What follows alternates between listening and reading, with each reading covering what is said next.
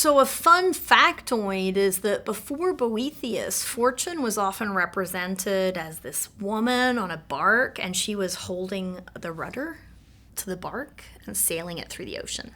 And we see a lot of echoes of this in the Consolation and throughout all 5 books. Anytime the subject of the sea comes up, the waves, right, of life rushing down upon us, this sense that we're drowning in the ocean of life and all the obstacles it throws up at us. Because let's face it, like, life is not easy. It's not all rosy. It's not all a picnic. There's a lot of challenges along the way.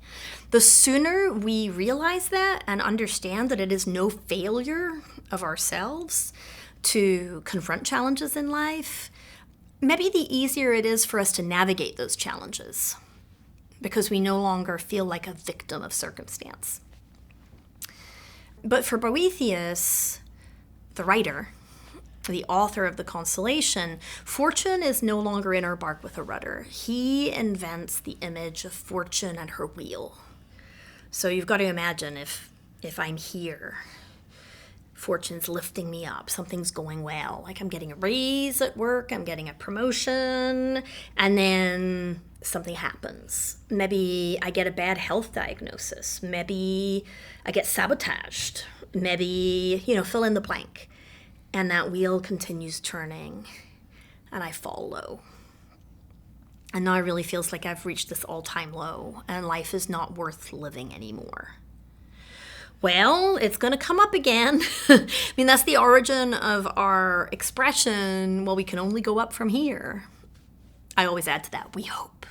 Because we don't actually know where we are on fortune's wheel. So when I feel like I'm at an all-time low, maybe I'm not yet. Maybe I'm just halfway down.